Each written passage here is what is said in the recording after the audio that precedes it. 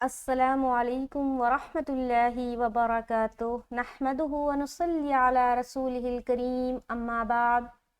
तमाम भाइयों और बहनों का इस्तकबाल है। उम्मीद है आप सब खैर आफियत से होंगे। शुक्र अल्हम्दुलिल्लाह, अल्लाह का शुक्र है मैं भी खैरियत से हूँ।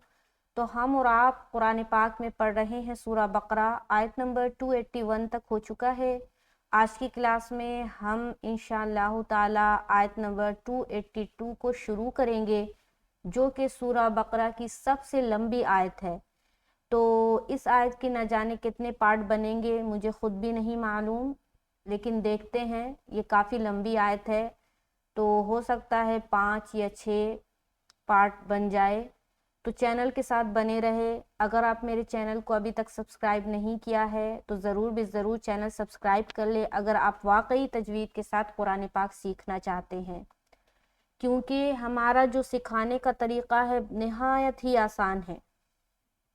एक एक चीज़ को वाज़े करके वर्ड बाय वर्ड एक एक लफ्ज़ को मैं तफसीली तौर पर बताती हूँ। तो अगर आप मेरी वीडियो को देखते हैं लेकिन अभी तक सब्सक्राइब नहीं किया तो ज़रूर सब्सक्राइब कर ले, और वीडियो से कुछ भी सीखे तो ज़रूर भी ज़रूर सदक़ाए जारिया की नियत से उस वीडियो को शेयर करें जिससे आपने कुछ सीखा है, और ये नियत करे कि मैं सदक़ाए जारिया की नियत से शेयर करती हूँ या करता हूँ, तो इंशाअल्लाह ताला अल्लाह ताला आपको इसका अज्र देगा। चलिए अब सबक शुरू करते हैं। अऊज़ु बिल्लाहि मिनश शैतानिर रजीम। बिस्मिल्लाहिर रहमानिर रहीम। या अय्युहल्लज़ीना, दोनों लफ्ज़ को मिलाया क्योंकि बीच में कनेक्टिंग साइन है, तो मैंने दोनों लफ्ज़ को ले लिया। सबसे पहले देखें कि इस या के ऊपर खड़ा ज़बर और मद दोनों है। तो अब जब खड़ा ज़बर भी है और मद भी है तो आप मद को फॉलो करके ज़्यादा खींचेंगे। मद कहते हैं एक अलिफ से ज़ायद खींचने को, और एक अलिफ किसको खींचते हैं? जो मद्दा में आते हैं। मद्दा में क्या क्या चीज़ें आती है? अलिफ मद्दा, या मद्दा, वाव मद्दा, खड़ा ज़बर, खड़ी ज़ेर, उल्टा पेश। तो यहाँ पर खड़ा ज़बर है, इसको एक अलिफ के बराबर खींचना है, लेकिन इसके ऊपर मद भी है, तो अब एतबार होगा मद का, यानी कि आपको मद के मुताबिक यहाँ पर रूल को फॉलो करना है। तो हमें यहाँ पर पढ़ना है या, ठीक है। 3 अलिफ, 4 अलिफ और 5 अलिफ, ये है मकदार, ठीक है। इसके बीच में खींचना है मद को। उसके बाद हमजा या ज़बर ऐ, सख्ती के साथ ऐ, ऐ नहीं बोलना। ऐ बोलेंगे मजहूल हो जाएगा और शद भी अदा नहीं होगा। शद में एक किस्म की सख्ती पाई जाती है, लिहाजा जब भी शद को, जब भी तशदीद को अदा करेंगे आवाज़ में सख्ती होनी चाहिए। तो हम अलिफ को या से मिला रहे हैं, हम पढ़ेंगे ऐ ऐ ऐ, या पेश यू। हा लाम ज़बर हल, क्या पढ़ेंगे? हल। उसके बाद लाम ज़बर ला, दाल या ज़ेर री, नून ज़बर ना, री को खींच रहे, ना को जल्दी छोड़ना है क्योंकि इसके ऊपर ज़बर है। ज़बर ज़ेर पेश को बिल्कुल भी नहीं खींचना। यहाँ पर देखिए लफ्ज़ क्या, अल्लज़ीना, बिल्कुल नरमी के साथ अदा करेंगे। राल की जो अदायगी है नरमी के साथ करें, सीटी वाली आवाज़ नहीं आए, ये ख्याल रखे कि अपनी ज़बान को सख्त नहीं करना, ठीक है। नरमी के साथ निकालेंगे। अब जब पूरा लफ्ज़ को पढ़ेंगे, या अय्युहल्लज़ीना, समझ आ रही? या अय्युहल्लज़ीना, लज़ीना, बाज़ औक़ात लोग लजीना पढ़ते हैं, लजीना नहीं होगा, ये ज़ाल है, और ज़ाल की अदायगी मखरज ये कहता है ज़ाल को नरमी के साथ अदा करें। ज़बान की नोक सनाया उलिया का किनारा, یہاں پر ٹچ کر کے ہم کیا کریں گے؟ نکالیں گے لذینا. یا ایہا الذین ذینا. ٹھیک ہے، تو جو لوگ جینا پڑھتے ہیں وہ درست کر لے. اگر آپ نے میرے مخرج کا بیان نہیں دیکھا ہے تو آپ جا کر پلے لسٹ میں جا کر چیک کریں اور وہاں پر ٹائپ کریں مخارج کا بیان. نورانی قاعدہ کا جو پلے لسٹ بنا ہوا ہے وہاں پر آپ کو مخارج کا بیان مل جائے گا. اس کی دو ویڈیوز بنی ہوئی ہے، پہلے بھی میں نے بنایا تھا، ابھی نیو بھی بنایا ہے. تو ایک ہے نورانی قاعدہ سیریز اور ایک نیو نورانی قاعدہ سیریز ہے، تو دونوں میں آپ کو مخارج کا بیان مل جائے گا. ضرور بھی ضرور وہاں پر جا کر دیکھے اور ہر حرف کا مخرج کیا ہے وہ سیکھے. آگے چلیں گے. آمنو، حمزہ کھڑا زبر آ. دیکھیے یہ چیزیں بہت بار واضح کر چکی ہوں. بہت سارے لوگ پوچھتے ہیں کہ الف کو آپ حمزہ کیوں بولتے ہیں. تو دیکھیے اکارڈنگ ٹو تجوید، اکارڈنگ ٹو نورانی قاعدہ، جب بھی کوئی الف خالی ہوتا ہے وہ الف کہلاتا ہے. لیکن اگر کسی الف کے اوپر کوئی بھی سائن آ جائے یا کوئی کسی طرح کی علامت آ جائے تو وہ پھر الف نہیں رہتا بلکہ حمزہ بن جاتا ہے. تو یہاں پر دیکھیے الف کے اوپر کیا ہے؟ کھڑا زبر ہے. تو اب ہم اس کو الف نہیں بولیں گے، ہم بولیں گے حمزہ کھڑا زبر آ. ٹھیک ہے. آگے میم زبر ما، نون واو مد پیش نو. آمنو، آمنو. آ کو کھینچا الف مدہ کے برابر. نون کو ہم 3 سے 5 الف کے درمیان کھینچیں گے. ٹھیک ہے. یہ کون سا مد ہے؟ یہ مد کی دوسری قسم مد منفصل ہے، کیونکہ حرف مد کے بعد حمزہ دوسرے لفظ کے ساتھ آ رہا ہے. اگر حمزہ اسی لفظ کے ساتھ ہوتا تو وہ مد متصل کہلاتا، لیکن یہاں پر حمزہ دوسرے لفظ کے ساتھ آ رہا ہے، لہٰذا یہ حمزہ الگ کلمے کا ہے. تو اب یہاں پر مد منفصل کا قاعدہ بنتا ہے. آگے چلیں گے. حمزہ زیر ای، ذال الف زبر ذا، ایذا. آمنو ایذا. ٹھیک ہے. آگے تادا، ایذا میں ہم نے کیا کیا؟ الف مدہ. تا زبر تا، دال الف زبر دا. اب دیکھیے یہاں پر ہم نے کیا کہا؟ الف کہا. کیوں؟ کیونکہ یہ الف خالی ہے، اس کے اوپر کوئی بھی حرکت یا کوئی اعراب نہیں ہے یا کوئی علامت نہیں ہے، لہٰذا یہ الف بولا جائے گا، الف کہلائے گا. تو ہم پڑھیں گے تدا، الف مدہ کیا. اب یا نون زبر ین، تامیم پیش تم. اب یہاں دیکھیں نون ساکن کے بعد تا ہے تو لہٰذا یہاں پر کیا کریں گے؟ اخفا کریں گے، کیونکہ یہ تا حروف اخفا کے جو 15 لیٹرز ہے اس میں سے ایک ہے، لہٰذا یہاں پر ہمیں اخفا لازمی کرنا ہے. تو ہم پڑھیں گے تداینتم. کیا پڑھیں گے؟ تداینتم.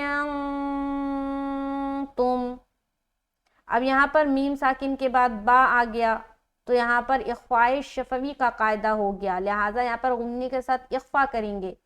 تو ہم کیا پڑھیں گے؟ تداینتم بدین، بازر بی، دال یا زبر دئی، نون دو زیر نن. یہاں پر تو سمجھ آ گیا نا، جب بھی میم ساکن کے بعد با آتا ہے اخفاء شفوی کا قاعدہ بنتا ہے. اگر آپ کو میم ساکن کے قاعدے نہیں پتا، میم ساکن کا لیسن آپ نے نہیں دیکھا ہے تو ضرور نورانی قاعدے کا پلے لسٹ میں جا کر چیک کریں، وہاں سے آپ کو ہر قاعدہ مل جائے گا. اور نورانی قاعدہ آپ نے ایک بار اگر پورا پڑھ لیا نا اور زبانی رٹا مار لیا تو آپ کو قرآن پڑھنے سے، صحیح پڑھنے سے، تجوید کے مطابق پڑھنے سے کوئی نہیں روک سکتا. تو نورانی قاعدہ جو ہے نا وہ بیسک ہے، اس کو ہر حال میں سیکھنا ہے، تبھی آپ قرآن صحیح پڑھ سکیں گے. آگے چلیں گے. بیدینن बाज़र बी, दाल या ज़बर दई, या लीन का कायदा है, नरमी के साथ जल्द अदा करेंगे। बीदई निन, नून दो ज़ेर निन। अब दो ज़ेर की तनवीन के बाद हमज़ा आ रहा है, लिहाजा यहाँ पर इजहार का कायदा बना। इजहार कहते हैं ज़ाहिर करने को। किसे कहते हैं? ज़ाहिर करने को। तो यहाँ पर हम ज़ाहिर करते हैं नून की आवाज़ को और आगे निकल जाते हैं। यहाँ पर रुकावट नहीं करना, यहाँ पर गुन्ना नहीं करना, यहाँ पर इख्फा नहीं करना। समझ आ रही बात? तो अब यहाँ पर पढ़ेंगे बीदैनिन, निन नून जाहिर हुआ ना, गौर से सुने। बीदैनिन नून जाहिर हुआ, उसके बाद आगे निकल जाएंगे। अगर कोई यहाँ पढ़ दे बीदैनिन, गलत। अगर कोई पढ़ दे बीदैनिन, गलत। ठीक है, दोनों सूरत हाल में गलत है, क्योंकि आपने एक में गुन्ना कर दिया, दूसरे में इख्फा कर दिया, जबकि यहाँ पर कौन सा कायदा है? इजहार का कायदा है, लिहाजा ख्याल रखेंगे। तो यहाँ पर हमने इजहार किया, नून की आवाज़ को जाहिर की। अब आप सोचेंगे नून की आवाज़ कहाँ है? ये देखिए, तनवीन के अंदर नून की आवाज़ छुपी होती है। ठीक है, फॉर एग्जाम्पल जब हम पढ़ेंगे अलिफ नून बा नून ज़बर बन, और बा दो ज़बर बन, दोनों में एक ही आवाज़ आ रही है, बन बन। लेकिन एक में क्या है? नून साकीन है, और दूसरे में क्या है? तनवीन है ना? तो तनवीन में नून साकिन की आवाज़ छुपी होती है, लिहाजा बताया गया कि तनवीन और नून साकिन की आवाज़ यकसा होती है। यकसा होने का मतलब है बराबर होता है, एक जैसा आवाज़ निकलता है। आगे चलेंगे। इला, हमज़ा ज़ेर ई, लाम खड़ा ज़बर ला, ऊपर मत। इला, 3 से 4 अलिफ खींच रहे। उसके बाद अजलिम, हमज़ा ज़बर आ, जीम ज़बर जा, आजा, लाम मीम दो ज़ेर लिम। क्या करेंगे? इदगाम नाक़िस का गुन्ना। इदगाम क्यों होगा? क्योंकि यहाँ पर मीम है, और इदगाम के जो लेटर है वो 6 हैं, जिसमें से 2 में इदगाम ताम होता है और 4 में इदगाम नाक़िस होता है। इदगाम नाक़िस गुन्ने के साथ होता है, और वो 4 हर्फ है, या वाव मीम नून। तो इसमें मीम भी आ रहा है, यहाँ पर देखिए मीम आ रहा है ना? मीम आ गया ना उसमें से। तो अब यहाँ पर क्या करेंगे? इदगाम नाक़िस का गुन्ना। इदगाम का माना है मिलाना, ठीक है, और गुन्ना का मतलब है वहाँ पर थोड़ी देर आवाज़ का रोकना। नाक में थोड़ी देर आवाज़ जो रोकते हैं वो गुन्ना कहलाती है। यहाँ पर हम पढ़ेंगे अजलिम, अजलिम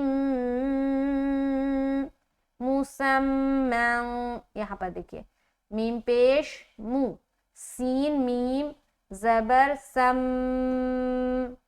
और मीम दो ज़बर मन। क्यों? क्योंकि देखिए मीम में यहाँ पर ये जो मीम है, इस पर हमने क्या किया? इदगाम नाक़िस का गुन्ना। उसके बाद मीम को पेश से पढ़ा, सीन को ज़बर के साथ पढ़ते हुए मीम में मिलाया। अब इस मीम के ऊपर चूंकि शद है, तो यहाँ पर फिर मीम मुशद्दद का गुन्ना करेंगे, और उसके बाद 2 ज़बर की तनवीन भी है, तो आगे आने वाले हर्फ को देखेंगे क्या है? फा है। तो अब आगे इख्फा का कायदा बनेगा। तो पूरा जब हम लफ्ज़ को अदा करेंगे, कैसे करेंगे? अजलिम मुसम्मन फक्तुबूह। समझ आ रही? पहले हमने इदगाम नाक़िस का गुन्ना किया, उसके बाद मीम मुशद्दद का गुन्ना किया, उसके बाद इख्फा किया। बात समझ में आ रही है? देखिए, अब देखिए दोनों मीम के ऊपर शद है, लेकिन हमने एक जगह कहा इदगाम नाक़िस का गुन्ना और एक जगह कहा मीम मुशद्दद का गुन्ना। क्यों? क्या फ़र्क है? देखिए, इदगाम नाक़िस का गुन्ना तब होता है जब तनवीन या नून साकिन के बाद वो इदगाम नाक़िस के जो 4 हर्फ है ना वो आए, तब हम इदगाम नाक़िस करते हैं। लेकिन मीम मुशद्दद का गुन्ना तब करते हैं जब कोई कंडीशन ना हो, सिर्फ मीम हो और उसके ऊपर शद हो। جیسے کہ یہاں دیکھیے اس میم کے اوپر شد ہے، لیکن اس سے پہلے نہ نون ساکن ہے نہ تنوین ہے، لیکن ہم پھر بھی یہاں پر غنہ کر رہے ہیں نا۔ تو قرآن پاک میں 2 حرف ایسے ہیں جو بغیر کنڈیشن کے وہاں پر غنہ کرنا ہے اگر اس کے اوپر شد آ جائے، پہلا ہے نون اور دوسرا ہے میم۔ تو یہاں پر ہم غنہ کریں گے، اور اس کے بعد آگے آنے والا حرف فا ہے تو یہاں پر ہمیں اخفا بھی کرنا، جیسے کہ اجل مسمى فاكتبوه، مسمى، یہ کیا ہو رہا ہے؟ اخفا، من، یہ اخفا ہو رہا ہے، ٹھیک ہے، کیونکہ آگے آنے والا حرف فا ہے اور فا حروف اخفا میں سے ایک ہے۔ اب ملائیں گے فک، فک، اب یہاں پر کچھ لوگ پڑھیں گے فک، فک، ایسا نہیں پڑھنا، کاف میں قلقلہ نہیں ہونا چاہیے، فا کو جب کاف سے ملائیں گے آواز اسٹک ہوگی، فک، یہ ہے کریکٹ، فک، یہ صحیح طریقہ ہے۔ اگر کوئی پڑھتا ہے فک، کیا پڑھتا ہے؟ فک، غلط ہے، فک صحیح ہے، ٹھیک ہے۔ تا پیش تو، با واو پیش بو، وہ مدہ کر رہے ہیں، ہا پیش ہو۔ اب دیکھیے یہاں پر ہا کے اوپر جب اگر آپ اسٹاپ کرتے ہیں تو ہا کے اوپر سکون لگائیں گے اور اسٹاپ کریں گے، کیونکہ جیم ایک علامت بنی ہوئی ہے نا، آپ یہاں پر اسٹاپ کر سکتے ہیں، آپ کو حکم ہے، اگر آپ چاہتے تو آپ اسٹاپ ہو جائیں یہاں۔ تو جب آپ یہاں پر اسٹاپ ہوں گے تو آپ نے اسٹاپنگ کا کیا رول پڑھا ہے کہ جب ہم کسی حرف کے اوپر اسٹاپ ہوتے ہیں تو جو آخری حرف کی حرکت ہے اس کو ہٹا کر ہم سکون لگاتے ہیں، ہے نا۔ اگر وہ حرکت زبر زیر پیش ہے یا 2 زیر یا 2 پیش ہے تو اس کی حرکت کو ہٹا کر ہم سکون لگاتے ہیں۔ تو اب جب یہاں پر پیش ہٹا کے سکون لگائیں گے اور اسٹاپ کریں گے تو ہا بھی ادا ہونا چاہیے، ہا کی حرکت ہٹی ہے، ہا نہیں ہٹا، ہا کو بھی ادا کریں گے، جیسے کہ اسٹاپ کریں گے فَاكْتُبُوهُ، فَاكْتُبُوهُ، سمجھ آ رہی؟ تو ہا کو بالکل حذف نہیں کرنا، بعض اوقات لوگ ہا پر جب اسٹاپ کرتے ایسا لگتا ہے ہا غائب ہی ہو گیا۔ آگے چلتے ہیں، وَلْيَكْتُبْ، واو لام زبر ول، یا کاف زبر یک، تا با پیش تب، وَلْيَكْتُبْ، بالکل آسان۔ با یا زبر بی، یہاں دیکھیں 2 با ہے نا تو اس میں ملا رہے، دونوں با مل جائے گا، ٹھیک ہے۔ با یا زبر بی، یہاں پر یا ساکن سے پہلے زبر ہے تو یہاں پر کون سا قاعدہ بن گیا؟ لین کا بن گیا، نرمی کے ساتھ ادا کریں، نون زبر نا، کاف میم پیش کم، وَلْيَكْتُبْ بَيْنَكُمْ، وَلْيَكْتُبْ بَيْنَكُمْ، ٹھیک ہے۔ آگے کاتبم، کاف الف زبر کا، تا زیر تی، با میم 2 پیش بم، یہ جو چھوٹی سی میم ہے نا پڑھی جاتی ہے، ٹھیک ہے، یہ اقلاب کا قاعدہ ہے، ملائیں گے اس سے، کاتبم۔ بعض اوقات لوگ اس میم کو نہیں پڑھتے، سوچتے نہیں پڑھنا، لیکن پڑھنا ہے یہاں، ٹھیک ہے۔ جب ایسے جگہ پر آپ اسٹاپ کر رہے ہیں جہاں اینڈ میں یہ چھوٹی سی میم ہے تو پھر اسٹاپنگ کی صورت میں نہیں پڑھیں گے، لیکن جب ملا کر پڑھ رہے تو پڑھیں گے، کاتبم بالعدل، با لام زیر بل، عین دال زبر عد، قلقلہ عد، عد، عین بھی نکالنا پراپر، ایسا نہ ہو اد اد اد، الف سے پڑھ رہے، حمزہ سے پڑھ رہے، ٹھیک ہے۔ عین کو نکالنا ہے، نہیں نکلتا تو پریکٹس کرنا ہے، کوئی بھی چیز پریکٹس سے آتا ہے، جس چیز میں آپ جتنا پریکٹس کریں گے وہ اور سدھرتا جائے گا، وہ اور نکھرتا جائے گا، تو ہر چیز میں پریکٹس کی ضرورت ہوتی ہے۔ اور ہم یہ سوچتے ہیں کہ قرآن کو ہم نے جو بچپن میں پڑھ لیا سو پڑھ لیا، ہم تو بہت جانتے ہیں، ہمیں تو اور جاننے کی ضرورت ہی نہیں ہے، ہمیں تو اور سیکھنے کی ضرورت ہی نہیں ہے۔